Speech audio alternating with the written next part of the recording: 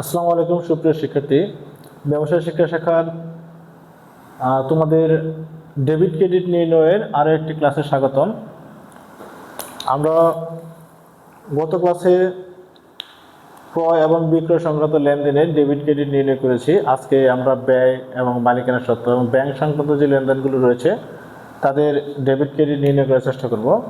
আমরা প্রথমে কিছু ব্যয় সংক্রান্ত লেনদেন এর ডেবিট ক্রেডিট নির্ণয় করি। ব্যয় সংক্রান্ত লেনদেন,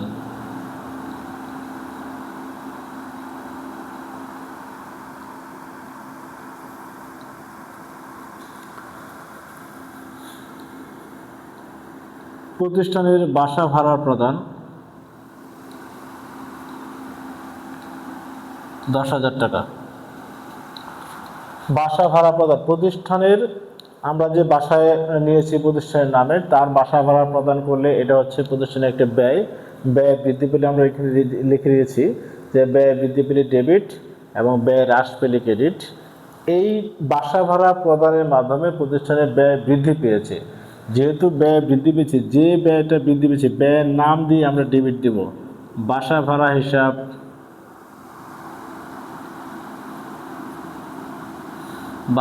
হিসাব ডেবিট। এখন বাসা ভাড়াটা আমরা প্রদান করেছি কিসে? আমরা বাসা ভাড়াটা যার কাছ থেকে বাসা নিয়েছি তাকে আমরা নগদ টাকা দিয়েছি। যেহেতু চেক উল্লেখ নেই, চেক উল্লেখ না থাকলে আমরা এটা বুঝবো যে এই বাসা ভাড়াটা বা এই ব্যয়টা নগদে সংগঠিত হয়েছে, অর্থাৎ প্রতিষ্ঠানের বাসা ভাড়াটা আমরা নগদে প্রদান করেছি। যেহেতু নগদ টাকা প্রতিষ্ঠানের সম্পদ এখান থেকে বাসা থেকে আমাদের প্রতিষ্ঠান থেকে সম্পদ বের হয়ে গিয়েছে, তাই সম্পদ হ্রাস পাওয়ার কারণে সম্পদের নাম হিসেবে ক্রেডিট দেব। এখানে সম্পদটা কমেছে নগদ টাকা, নগদান হিসাব, এই জন্য দেব ক্রেডিট। একইভাবে আমরা বাসা ভাড়ার জায়গায় যদি আমরা দিই বিদ্যুৎ বিল, গ্যাস, বিদ্যুৎ বিল প্রদান, বিদ্যুৎ বিল প্রদান এটাও প্রতিষ্ঠানের একটি ব্যয়। এই ব্যয়টা বাড়ার কারণে আমরা বিদ্যুৎ বিলের নাম দিয়ে হিসাব দেব, বিদ্যুৎ বিল হিসাব। বিদ্যুৎ বিল হিসাব ডেবিট করব। একইভাবে এই বিদ্যুৎ বিলটা আমরা নগদে প্রদান করেছি, সেজন্য নগদান হিসাব ক্রেডিট করব। এরকম যত ধরনের লেনদেন রয়েছে, বাসা ভাড়া, বিদ্যুৎ বিল, মণিহারি খরচ প্রতিষ্ঠানের আরও রয়েছে পানি বিল, গ্যাস ও তার গ্যাস বিল এবং ডাক ও তার বিল, এই ধরনের যত ব্যয় সংক্রান্ত লেনদেন রয়েছে, সকল ব্যয় সংক্রান্ত লেনদেনের সংশ্লিষ্ট ব্যয়ের নাম দিয়ে আমরা ডেবিট করব হিসাবকে। ডেবিট সংশ্লিষ্ট ব্যয়ের নাম দিয়ে ওই হিসাবকে ডেবিট করব। বাসা ভাড়া প্রদান, বাসা ভাড়া হিসাব ডেবিট। বিদ্যুৎ বিল প্রদান, বিদ্যুৎ বিল হিসাব ডেবিট। মণিহারি ক্রয়, মণিহারি হিসাব ডেবিট। তার পরবর্তীতে আমাদের আরও যে ব্যয় রয়েছে, বিক্রয় পরিবহন হিসাব ডেবিট। বিজ্ঞাপন খরচ, বিজ্ঞাপন হিসাব ডেবিট। এই ধরনের যে ব্যয়গুলো রয়েছে সেই ব্যয়গুলো আমরা আগে চিহ্নিত করব যে প্রতিষ্ঠানে কী কী ব্যয় হয়। সেই ব্যয়গুলো সংগঠিত হলে তখন আমরা সেই ব্যয়ের নাম দিয়ে ডেবিট করব। এখন বিষয়টা হচ্ছে ক্রেডিট কি করব। ক্রেডিট আমরা যদি এখানে কোনো কিছু উল্লেখ না থাকে, নগদে বা চেকের মাধ্যমে যদি উল্লেখ না থাকে, তখন আমরা সেটাকে ধরে নেব নগদে এই ব্যয়টা হয়েছে, সেই জন্য নগদের হিসাব ক্রেডিট দেব। এখন যদি উল্লেখ থাকে বিদ্যুৎ বিল চেকের মাধ্যমে প্রদান, বিদ্যুৎ বিলটা প্রদান করা হয়েছে চেকের মাধ্যমে, চেকের মাধ্যমে বিদ্যুৎ বিল প্রদান। চেকের মাধ্যমে যদি বিদ্যুৎ বিল হয়, তাহলে এই চেকটা প্রতিষ্ঠানের ব্যাংকে যে টাকাটা রয়েছে সেই ব্যাংকের টাকাটাকে হ্রাস করে দেবে। এই জন্য ব্যাংক হিসাব আমরা এইখানে এই সকল ক্ষেত্রে ব্যাংক হিসাবকে ক্রেডিট করব। অর্থাৎ কোনো খরচ যদি চেক উল্লেখ থাকে যে খরচের সাথে, সেই খরচটা যদি আমরা চেকের মাধ্যমে করে থাকি, তখন ওই সংশ্লিষ্ট ব্যয়টাকে আমরা ডেবিট করব এবং এর পাশাপাশি ক্রেডিট করব হচ্ছে ব্যাংক হিসাব ক্রেডিট। আমরা এই ধরনের সকল ব্যয়গুলোকে আমরা সংশ্লিষ্ট ব্যয়কে ডেবিট করে, এবং সেটা যদি নগদে হয় নগদান হিসাব ক্রেডিট, এবং চেকের মাধ্যমে হলে আমরা সেই চেকটা করব ব্যাংক হিসাবে। এখন আমরা একটা বিষয় নেই, বাসা ভাড়া বকেয়া রয়েছে, খরচ সংগঠিত হয়েছে, বেতন প্রদান, বেতনটা সংগঠিত হয়েছে, অর্থাৎ মাস চলে গিয়েছে কিন্তু কর্মচারীর বেতন দেওয়া হয়নি, মাস চলে গিয়েছে বাসা ভাড়া দেওয়া হয়নি, অর্থাৎ ব্যয়টা বকেয়া রয়েছে। এখন ব্যয় যদি বকেয়া থাকে তখন আমরা ব্যয়ের নামে ডেবিট দেব, ব্যয়টা হয়ে গিয়েছে সেজন্য ব্যয়টা ডেবিট। এখন কিছু তো প্রদান করিনি, যেমন বেতন বকেয়া রয়েছে, বেতন বকেয়া রয়েছে 20,000 টাকা, 20,000 টাকার বেতন বকেয়া রয়েছে। এখন ব্যয়টা তো হয়ে গিয়েছে, ব্যয় মাস চলে গিয়েছে, ব্যয় হয়ে গেছে, তখন ব্যয়ের নামে, সংশ্লিষ্ট ব্যয়ের নামে আমরা ডেবিট দেবো, বেতন হিসাব, বেতন হিসাব ডেবিট। এখন আমরা কি দেব, ক্রেডিট কি দেবো, এটা তো নগদ টাকা দেয়নি, চেকও দেওয়া হয়নি, যেহেতু নগদ টাকা দেওয়া হয় নাই, চেক দেওয়া হয় নাই, ব্যয়টা বকেয়া রয়েছে, এই জন্য বকেয়া বেতন হিসাব ক্রেডিট, বকেয়া বেতন হিসাব ক্রেডিট। বকেয়া বেতন কেন ক্রেডিট করলাম? বকেয়া বেতন হচ্ছে আমাদের একটা ব্যয় সংগঠিত হয়েছে, সেই ব্যয়টা কোনো অ্যামাউন্ট দেওয়া হয়নি, অর্থাৎ এই ব্যয়টার যে অ্যামাউন্টটা সেটা আমাকে পরবর্তীতে দিতে হবে, অর্থাৎ পরবর্তীতে প্রতিষ্ঠানে কোনো কিছু প্রদান করতে হলে সেটা প্রতিষ্ঠানের দায়।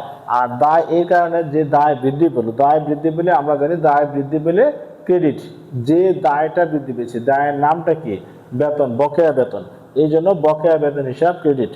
অর্থাৎ কোনো ধরনের খরচ, যখন প্রতিষ্ঠানের সকল ধরনের ব্যয় যদি বকেয়া থাকে তাহলে সংশ্লিষ্ট ব্যয়ের নামে ডেবিট দেব এবং ওই ব্যয়টার নাম বকেয়া রেখে, বকেয়া বেতন, বকেয়া বাসা ভাড়া, বকেয়া বিদ্যুৎ বিল, সকল কিছু বকেয়া রেখে ক্রেডিট হিসাব করব।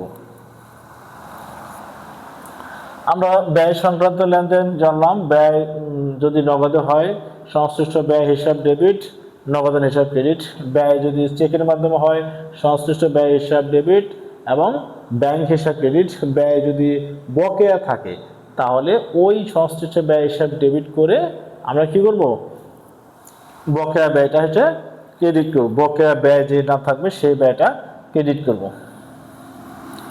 এখন আমরা যাই, ব্যয় সংক্রান্ত লেনদেন আমরা করলাম, পরবর্তীতে আমরা কিছু দায় সংক্রান্ত লেনদেন করি, দায়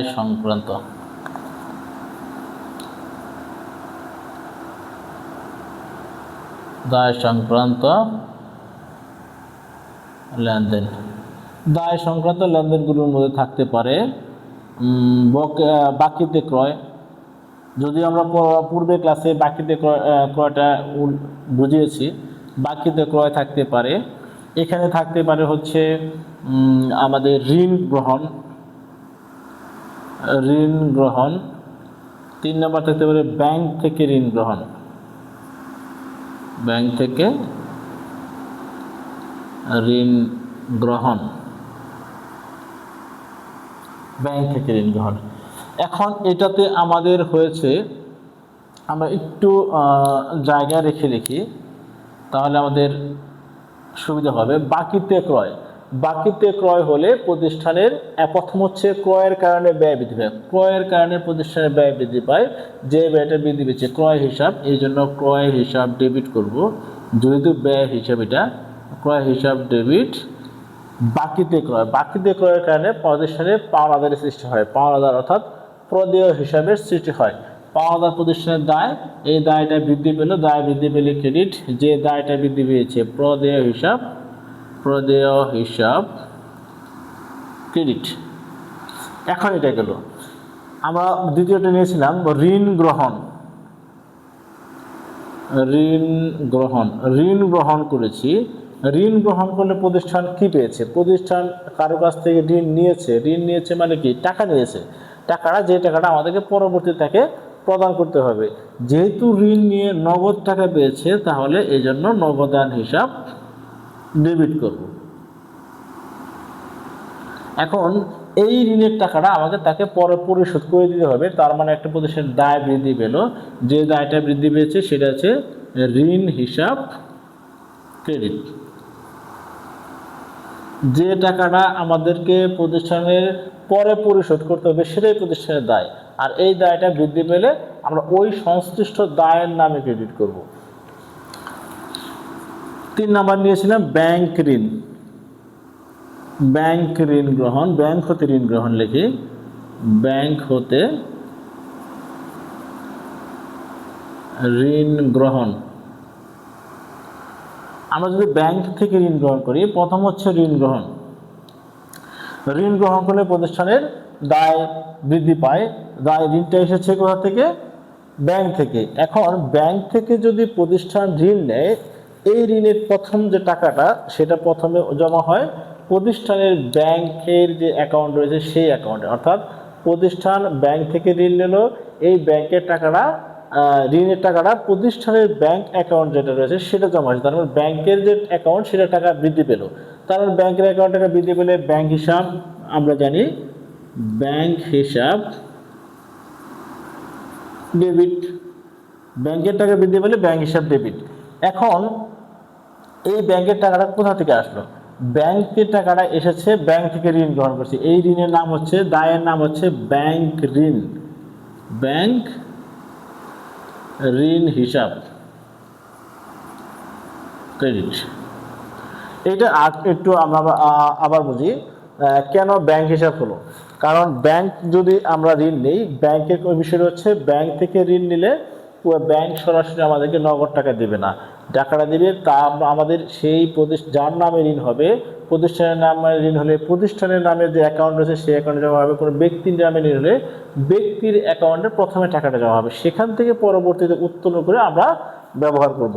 এই জন্য যখন ব্যাংক হতে ঋণ গ্রহণ করা হলো, প্রতিষ্ঠানের নামে যে ব্যাংক অ্যাকাউন্ট রয়েছে সংশ্লিষ্ট ব্যাংকে সেই অ্যাকাউন্টে টাকাটা জমা হবে। তখন ওই অ্যাকাউন্টে ব্যাংকের প্রতিষ্ঠানের নামে যে অ্যাকাউন্ট সেই অ্যাকাউন্টের টাকা বৃদ্ধি পেল।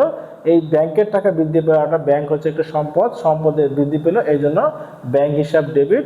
এবং সংশ্লিষ্ট যে ব্যাংক দায়ের নাম ব্যাংক ঋণ, সেই জন্য ব্যাংক হিসাবকে আমরা ক্রেডিট করলাম। আমরা পরবর্তীতে আমরা যেহেতু আয় সংক্রান্ত লেনদেন, প্রতিষ্ঠানের যে আয়টা হয়, আয় সংক্রান্ত বিক্রয়ের মাধ্যমে আয় বৃদ্ধি পায়, সেই আয়টা আমরা পূর্বেই বুঝিয়ে দিয়েছি পূর্ববর্তী ক্লাসে। মালিকানা সংক্রান্ত আমরা কিছু লেনদেন এখানে আলোচনা করতে পারি। মালিকানা সংক্রান্ত লেনদেন।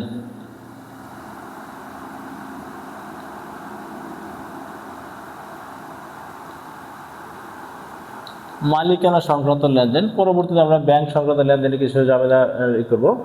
মালিকানা সংক্রান্ত লেনদেন কি? প্রতিষ্ঠান মালিক প্রতিষ্ঠা করেছে, মালিক যদি প্রতিষ্ঠানে যা কিছু দেবে সেটা প্রতিষ্ঠানের মালিকের মালিকানা সত্ত্বকে বৃদ্ধি করবে, অর্থাৎ মূলধন নামে এটা লিপিবদ্ধ হবে।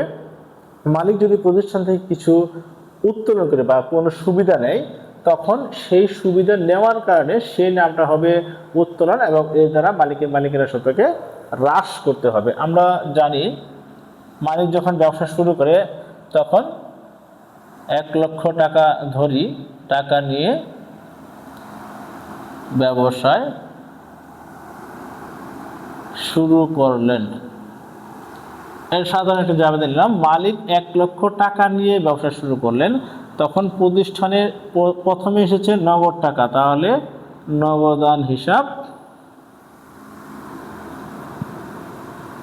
ডেবিট। এখন এই টাকাটা কে দিয়েছে?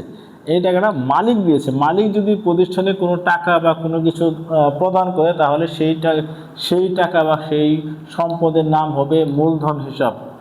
তখন এই বিষয়টা মূলধন নামে লিপিবদ্ধ হবে, তখন হবে মূলধন হিসাব ক্রেডিট।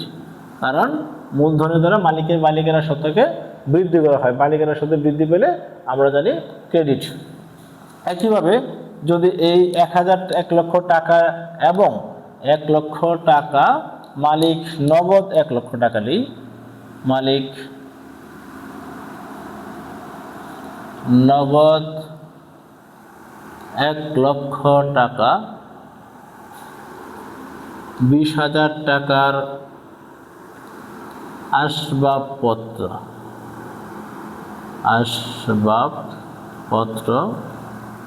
নিয়ে ব্যবসায় শুরু করলেন। এখানে মালিক নগদ 1 লক্ষ টাকাও নিয়েছে এবং পাশাপাশি এর সাথে 20,000 টাকার আসবাবপত্র প্রতিষ্ঠানে নিয়ে ব্যবসা শুরু করেছেন। এখানে মালিক যা কিছু নিয়েছে সব কিছুর দ্বারা মালিকেরা সত্তা বৃদ্ধি পাবে সেটা আমরা জানি। প্রতিষ্ঠানে কি কি এসেছে সেটা আগে আমরা উল্লেখ করি। প্রতিষ্ঠানে এসেছে নগদ 1 লক্ষ টাকা এসেছে, নগদের হিসাবে আমরা ডেবিট করব। আসবাবপত্র এসেছে 20,000 টাকা। প্রতিষ্ঠানে আসবাবপত্র হচ্ছে সম্পদ এখানে বৃদ্ধি পেল, তাহলে সম্পদ বৃদ্ধি পেলে ডেবিট, যেই সম্পদটা বৃদ্ধি পেয়েছে সেই সম্পদের নামে ডেবিট।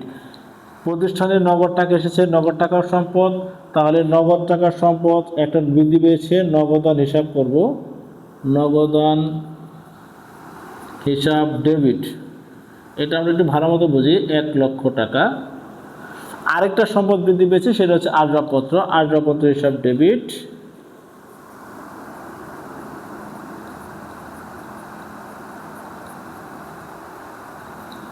20,000 টাকা। এখন এই যে নগদ টাকা এবং আসবাবপত্র দুইটাই দিয়েছে মালিক যা দেবে তার দ্বারা মালিকেরা সত্যকে বৃদ্ধি করবে মূলধন নামে। এই দুইটার নামই হচ্ছে মূলধন হিসাব ক্রেডিট। যা দিয়েছে 1,20,000 টাকা, দুটো মিলিয়ে মালিকেরা সত্য মূলধন হিসাবে ক্রেডিট করব। আমরা পরবর্তীতে আরো একটি লেনদেন দেখতে পারি মালিকানা সংক্রান্ত।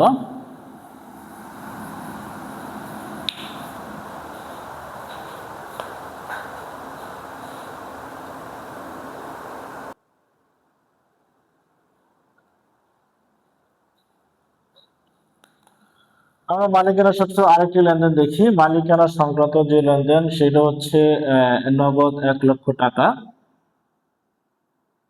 নগদ 1 লক্ষ টাকা, 20,000 টাকার আসবাবপত্র এবং 15,000 টাকার পণ্য নিয়ে ব্যবসা শুরু করলেন।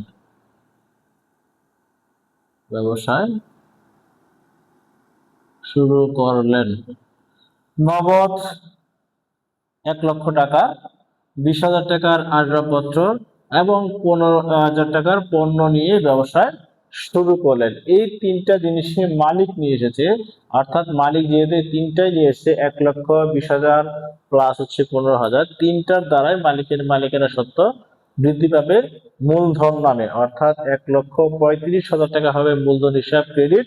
পাশাপাশি এই প্রত্যেকটার জন্য ডেবিট করতে হবে। নগদ টাকার জন্য নগদের হিসাব ডেবিট, আসবাবপত্র বৃদ্ধি পেল আসবাবপত্রের জন্য বা হচ্ছে আপনার আসবাবপত্র হিসাব ডেবিট।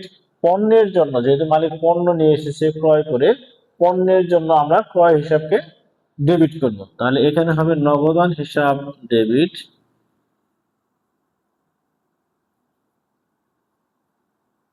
1 লক্ষ টাকা, আসবাবপত্র হিসাব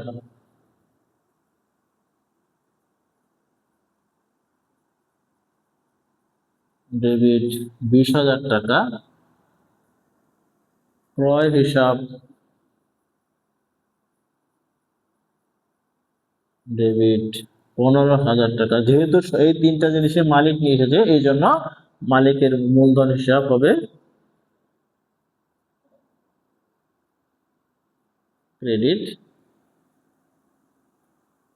1,35,000 টাকা। মালিকানা সংক্রান্ত লেনদেন আমরা পরবর্তীতে আরো আলোচনা করব।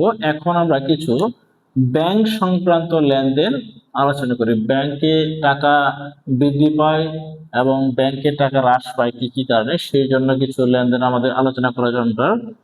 ব্যাংক সংক্রান্ত লেনদেন।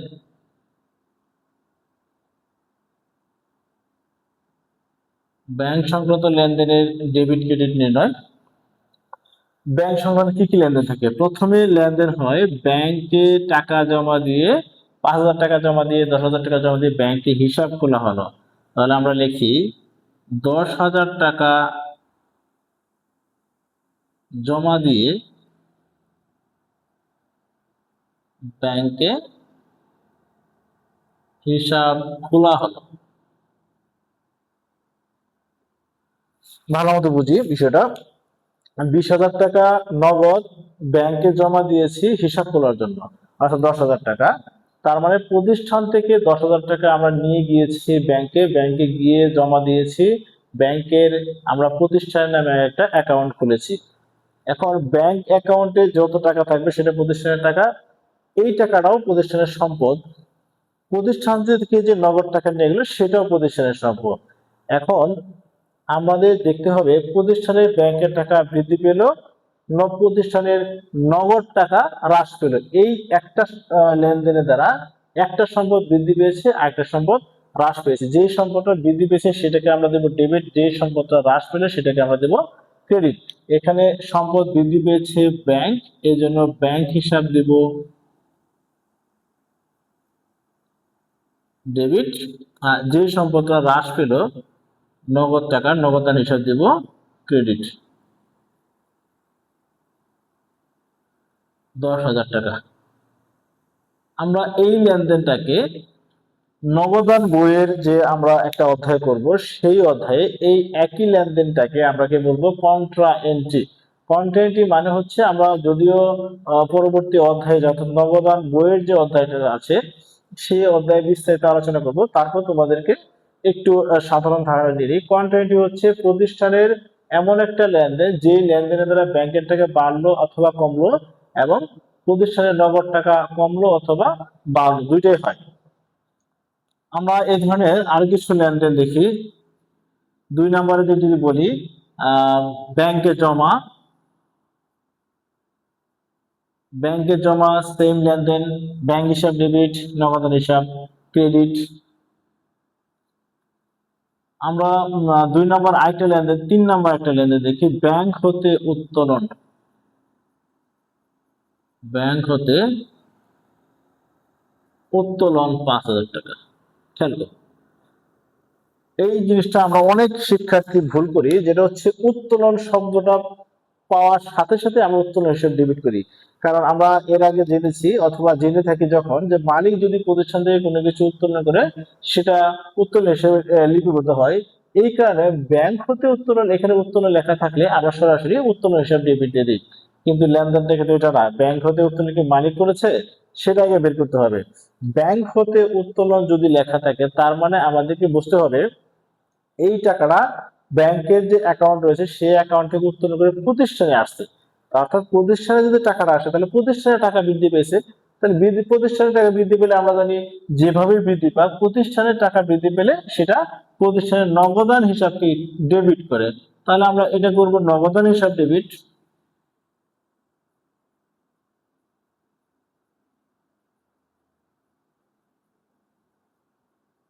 ডেবিট।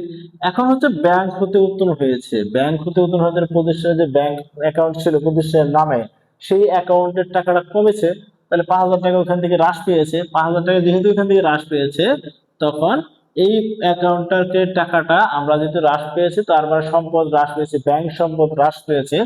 ব্যাংক সম্পদ হ্রাস পেলে, যে কোনো সম্পদ হ্রাস পেলে সেই সম্পদের নাম দিয়ে হিসাবকে ক্রেডিট করবো, তাহলে ব্যাংক হিসাব ক্রেডিট। ব্যাংক হিসাবে ক্রেডিট। ব্যাংক হতে উত্তোলন, ব্যাংক নগদান হিসাব ডেবিট, ব্যাংক হিসাব ক্রেডিট। এখন একটা জিনিস আমরা দেখি, ব্যক্তিগত প্রয়োজনে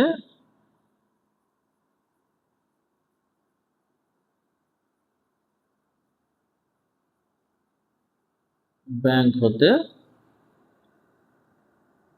উত্তোলন 2,000 টাকা।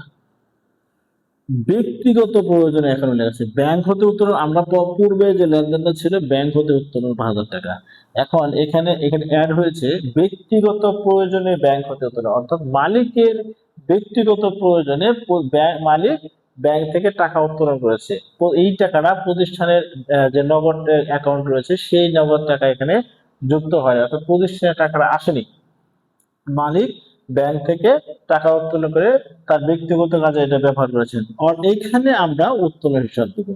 মালিক যেখান থেকেই সুবিধা নিক, প্রতিষ্ঠানের যে কোনো জায়গা থেকে সুবিধা নিক, সেটা তারা উত্তোলন হিসাব ডেবিট হবে। ডেবিট 2000 টাকা।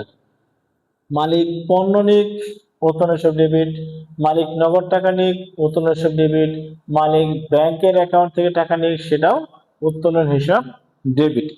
এই উত্তোলন হিসাবের কারণে মালিক কোথা থেকে উত্তোলন করেছে? ব্যাংক হতে। ব্যাংক হতে উত্তোলন করার কারণে ব্যাংকের টাকা হ্রাস পাবে, এই জন্য ব্যাংক হিসাব ক্রেডিট।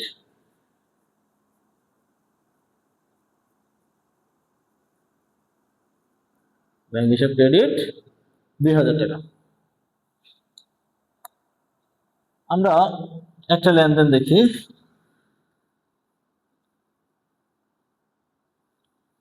আমরা একটা ঘটনা দেখি, এটা আসলে লেনদেন না, আমরা এটাকে ঘটনা বলতে পারি। যদি তোমাদের অঙ্কে এরকম একটা লেনদেন লেখা থাকবে, ব্যক্তিগত প্রয়োজনে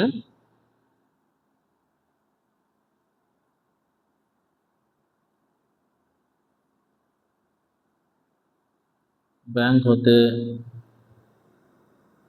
ঋণ গ্রহণ 50,000 টাকা, ধরো 50,000 টাকা, ভালো মতো বুঝি আমরা এটা বিষয়টা। ব্যক্তিগত প্রয়োজনে ব্যাংক হতে ঋণ গ্রহণ করেছে মালিক। মালিক যদি ব্যাংক থেকে ঋণ গ্রহণ করে, এই টাকাটা কোথায় যাবে? ব্যাংকের কাছে। ব্যাংক হচ্ছে ব্যাংকের কাছে যে ঋণ নিবে তার অ্যাকাউন্টে টাকাটা জমা দেবে প্রথম। তাহলে মালিক ব্যক্তিগত প্রয়োজনে ঋণ নিয়েছে, ব্যাংকের কাছে আবেদন করেছে তার ব্যক্তির নামে, সেই টাকাটা ব্যাংক তাকে দিয়েছে, তার নিজস্ব অ্যাকাউন্টে জমা দেবে, প্রতিষ্ঠানের ব্যাংক অ্যাকাউন্টে টাকাটা আসবে না। এই জন্য যেহেতু প্রতিষ্ঠানের সাথে এটা কোনো সংশ্লিষ্টতা নেই, এই টাকাটা প্রতিষ্ঠানের অ্যাকাউন্টে জমা হবে না, এই জন্য এটা লেনদেনই না। অর্থাৎ এটা একটা ঘটনা, কিন্তু এটা লেনদেন নয়। এই জন্য এটা আমরা জাবেদা করবো না, ডেবিট ক্রেডিট নির্ণয় করবো না। যখন তোমাদের অঙ্কে উল্লেখ থাকবে যে এই যে 8টা 10টা লেনদেন দেওয়া থাকবে, 8টা 10টা ঘটনা দেওয়া থাকবে, তোমাদের ক নাম্বারে অথবা খ নাম্বারে বলা থাকবে যে এই লেনদেন গুলো থেকে লেনদেন নয় কত টাকা অ্যামাউন্ট দেওয়া আছে, অর্থাৎ লেনদেন নয়ের পরিমাণ কত টাকা সেটা তোমাকে উল্লেখ করতে হবে। ব্যক্তিগত প্রয়োজনে এরকম যদি ঋণ গ্রহণ থাকে সেটা, তারপর হচ্ছে তোমাদের 10,000 টাকা বেতনে কর্মচারী নিয়োগ, সেটা থাকবে। এই ধরনের যে লেনদেন গুলো থাকবে, যেগুলো লেনদেন নয় অথচ ঘটনা, সেগুলো তোমাকে আইডেন্টিফাই করে ওই অ্যামাউন্টটা তোমাকে ক নাম্বার অথবা খ নাম্বারের জন্য উত্তর প্রদান করতে হবে। আমরা আশা করি এই যে কয়েকটা লেনদেন আমরা 2টা ক্লাসে আলোচনা করলাম, লেনদেন থেকে ডেবিট ক্রেডিট নির্ণয়, এই লেনদেন গুলো আমরা বারবার করব। যদি পজ করে করে করতে হয়, তুমি নোট করবা, প্রত্যেকটা লেনদেন নোট করবে, নোট করে তারপরে সেখানে ডেবিট ক্রেডিট নির্ণয় যে কিভাবে করা হয়েছে সেটা দেখবে। পরবর্তীতে এই যে চার্ট, এই চার্টটা সবচেয়ে ভালোভাবে শিখতে হবে। এই চার্টটা শেখার পর তুমি যেটা করবে, সেটাকে কিছু লেনদেনকে আলাদা করবে।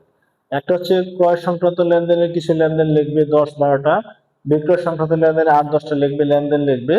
এবং এইভাবে আয় ব্যয় এবং হচ্ছে ব্যাংক সংক্রান্ত লেনদেন, মালিকানা সংক্রান্ত লেনদেন যতগুলো পারো তোমার বই থেকে এই লেনদেন গুলোকে আগে আলাদা করবে। আলাদা করার পরে তুমি এভাবে বিশ্লেষণ করে সংক্ষিপ্ত ব্যাখ্যা প্লাস হচ্ছে ডেবিট ক্রেডিট ছক আকারে করে তারপর এখানে লেনদেন লিখবে। সংক্ষিপ্ত ব্যাখ্যা, যে সংক্ষিপ্ত ব্যাখ্যা আমরা পূর্বে ক্লাসে করেছিলাম যে ব্যাখ্যা ও বিশ্লেষণ, জাবেদের ব্যাখ্যা ও বিশ্লেষণ, যে এখানে এই লেনদেনটাতে কি বৃদ্ধি পেল কি হ্রাস পেল। যেমন ব্যাংকে টাকা জমা দান, এর মাঝে কি বৃদ্ধি পেল, ব্যাংকের টাকা বৃদ্ধি পেয়েছে, আবার নগদ টাকা হ্রাস পেয়েছে। এই যে ব্যাখ্যাটা, এই ব্যাখ্যাটা তোমাকে জানতে হবে। যেই ব্যাখ্যাগুলো তোমরা আমাদের আহ হিসাবের যে লেনদেনের যে আমাদের একটা প্লে লিস্ট রয়েছে, সেখানে তুমি দেখতে পারবে, পূর্ববর্তী ক্লাসগুলোতে আমরা আলোচনা করেছি। একইভাবে তারপরে হচ্ছে তুমি ডেবিট এবং ক্রেডিট নির্ণয় করবে। যখন তুমি একটা লেনদেন থেকে কি বৃদ্ধি পেলো এবং কি হ্রাস পেলো সেটা বের করতে পারবে, তখন তোমার জন্য জাবেদা লেখা বা জাবেদা ডেবিট ক্রেডিট নির্ণয় করা খুবই সহজ। আমরা জানি ব্যয় বৃদ্ধি পেলে ডেবিট, যে ব্যয়টা বৃদ্ধি, বেতন প্রদান, এখানে কি হয়েছে, বেতন প্রদানের ক্ষেত্রে হয়েছে ব্যয় বৃদ্ধি পেয়েছে, আর হচ্ছে কি সম্পদ হ্রাস পেয়েছে, নগদ টাকা যেহেতু দিয়েছি, তাহলে ব্যয়ের নাম কি, বেতন, তাহলে বেতন হিসাব ডেবিট। সম্পদ হ্রাস পেয়েছে, কোন সম্পদ হ্রাস পেয়েছে, নগদ টাকা, নগদের হিসাব ক্রেডিট। এখন এভাবে যদি তুমি প্রত্যেকটা লেনদেন আইডেন্টিফাই করে এটা ব্যাখ্যা করতে পারো, পাশাপাশি সাথে সাথে যদি যদি তোমার যে ডেবিট ক্রেডিট নির্ণয় করতে পারো, আর ইনশাল্লাহ পরবর্তী যে আমাদের লেনদেন থাকবে, যে অধ্যায়গুলো থাকবে, সকল লেনদেন আমরা পারবো। এবং পরবর্তী অধ্যায় হচ্ছে খতিয়ানের অধ্যায়। খতিয়ানের অধ্যায় ইনশাল্লাহ খুব সুন্দরভাবেই আমরা এন্ট্রি দিতে পারবো। আর খতিয়ান যদি এন্ট্রি দিতে পারি, প্রত্যেকটা খতিয়ানের হিসাবে যে নিয়ে আমরা বের করতে পারবো। আশা করি তোমরা ক্লাসগুলো ভালো মতো করবে। যদি কিছু বুঝতে না পারো, কোন লেনদেনটা তুমি বুঝতে পারছো না এবং যে লেনদেনগুলো আমরা আলোচনা করি, অবশ্যই তোমরা চেষ্টা করবে আমার এই ক্লাসের কমেন্টে অবশ্যই সেই লেনদেনটা লিখে কমেন্ট করার জন্য। আমরা অবশ্যই তোমাকে এই লেনদেনটার যে ডেবিট ক্রেডিট নির্ণয় এবং ব্যাখ্যা করে তোমাকে আমরা কমেন্টে রিপ্লাই দেওয়ার চেষ্টা করবো। আসসালামু আলাইকুম।